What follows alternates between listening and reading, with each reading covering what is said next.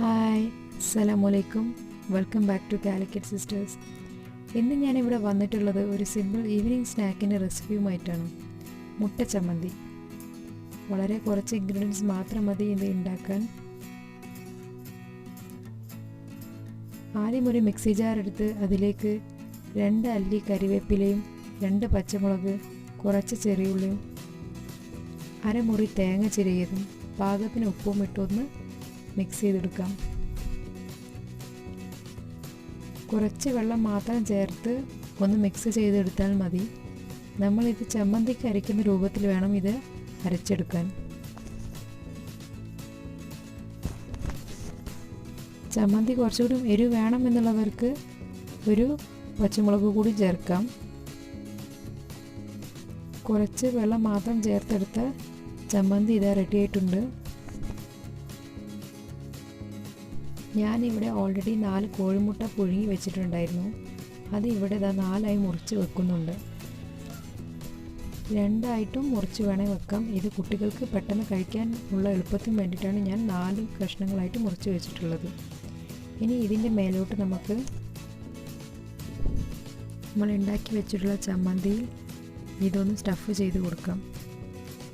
അങ്ങനെ എല്ലാ കോഴിമുട്ടയും ഇതുപോലെ സ്റ്റഫ് ചെയ്തെടുക്കാം. ഇത് ഒരു ഗസ്റ്റൊക്കെ വന്നാൽ വളരെ എളുപ്പത്തിൽ ഉണ്ടാക്കി കൊടുക്കാൻ പറ്റുന്നൊരു ഐറ്റമാണ്. ഇത് ഉണ്ടാക്കി ഫ്രിഡ്ജിലേക്ക് വെക്കണമെന്നൊരു ആവശ്യമില്ല.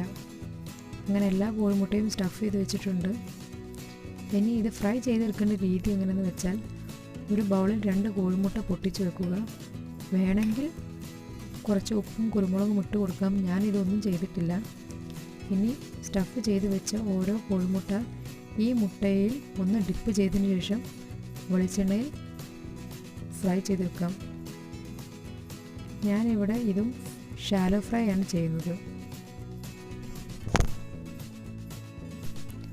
ഇതുപോലെ ബാക്കിയുള്ള എല്ലാ എഗ്ഗും ഒന്ന് ഡിപ്പ് ചെയ്ത് ഫ്രൈ ചെയ്തെടുക്കാം. ഇതുപോലെ തന്നെ വേറെ ഒരു മെത്തേഡ് കൂടിയുമുണ്ട് ഈ എഗ് ചമ്മന്തി ഉണ്ടാക്കാൻ. സ്റ്റഫ് ചെയ്തിട്ടുള്ള എഗ്ഗ് ഫസ്റ്റ് എഗ്ഗിൽ ഡിപ്പ് ചെയ്തതിന് ശേഷം ബ്രെഡ് ക്രംസിൽ ഡിപ്പ് ചെയ്യുക. എന്നിട്ട് വീണ്ടും എഗ്ഗിൽ ഡിപ്പാക്കിയതിന് ശേഷം വേണമെങ്കിൽ ഓയിലിൽ ഡീപ്പ് ഫ്രൈ ചെയ്തെടുക്കാം. 2 മെത്തേഡിലും ഉണ്ടാക്കാം. 2 മെത്തേഡും വളരെ ഈസിയാണ്. നിങ്ങൾക്ക് ഇഷ്ടമുള്ളത് ചെയ്യാം. ഇവിടെ ഞാൻ ചെയ്തിട്ടുള്ളത് സിമ്പിൾ മെത്തേഡാണ്. പെട്ടെന്നൊരു ഗസ്റ്റൊക്കെ വന്നാൽ നമുക്ക് ഉണ്ടാക്കാൻ പറ്റുന്ന രീതിയാണിത്. ഇനി ഇതൊരു ഗാർണിഷിംഗ് പ്ലേറ്റിലേക്ക് നമുക്ക് വെക്കാം. ഈ ഉണ്ടാക്കി വെച്ച ബോണ്ട അല്ലെങ്കിൽ എഗ് ചമ്മന്തി നമുക്ക് സോസിൻ്റെ കൂടെ ഡിപ്പ് ചെയ്ത് കഴിക്കാം. നല്ല ടേസ്റ്റിയായ ഒരു ഈവനിങ് സ്നാക്കാണ്. എല്ലാവരും ഇത് ട്രൈ ചെയ്യണം.